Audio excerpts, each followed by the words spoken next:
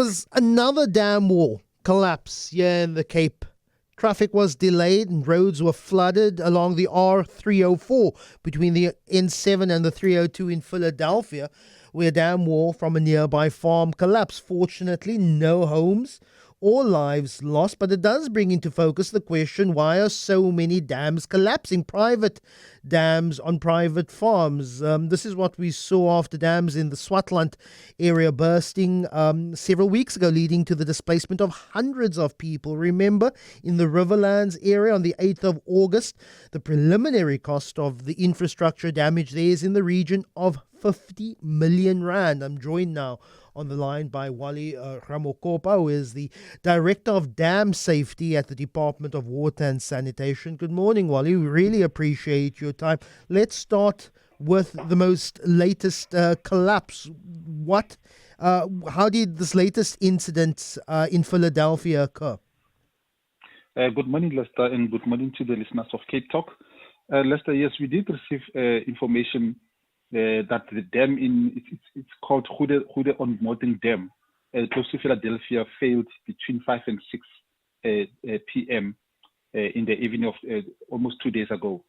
The dam is also one of those that is not registered with the Department of Water and Sanitation as a dam with a safety risk.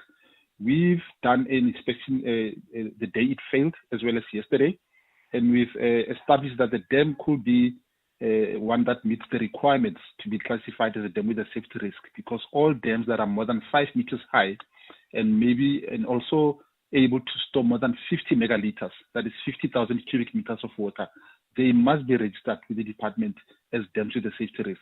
So this is one of those, and it failed. Fortunately, no one was injured, no fatalities were reported, and no damages to property. Talk to me about the responsibility of a landowner on which a private dam is situated. What are their responsibilities to make sure that they're in line with regulation and legislation? Thank you, Lester, for that question. As I've just explained, that all dams that meet those two criteria, the storage of 50 megaliters and the height of 5 meters, the owners of such dams, they are obliged to register such with the Department of Water and Sanitation as dams with a safety risk. Because once those dams are registered as a dams with a safety risk, then we are able to regulate such dams. There is actually a criteria that must be followed to classify the dams as well. Once the dams are classified, there is a responsibility by the dam owner to have those dams inspected at least once every 5 years by a registered engineer who's experienced in dam engineering. And then with the findings in the reports as well as the recommendations, then they must implement those recommendations so that the dam are safe, because mostly there are people living downstream of the dams, there's infrastructure, there's roads that could be damaged, and people could be affected if those dams are not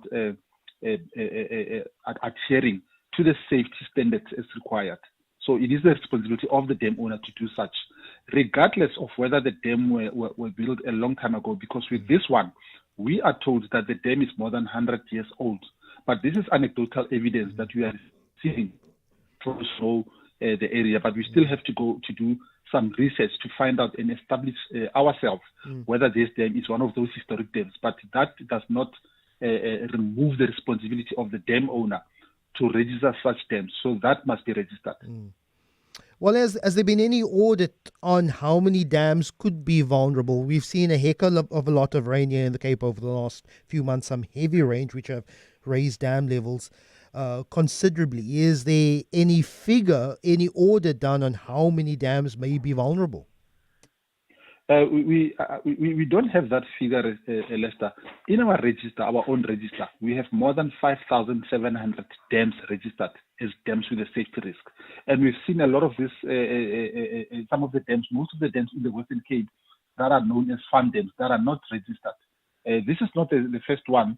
And even the ones in the Riverlands was not the first one. We've heard of other dams, and then we're making a call to all the dam owners, especially in the Western Cape, to register these dams, because we are told that most of the farmers at the time when there was a threat of a day zero, they went ahead and constructed dams illegally, and that should not have happened. So that is the challenge that we are facing, and we will be making that a call. And on top of that, we will be doing random inspections on all the farms, most of the farms that we will be identifying, And should the dams not be registered after the call has been made, after the expiry of the notice, there will be harsh action that will be taken against those dam owners by our Blue Scorpions.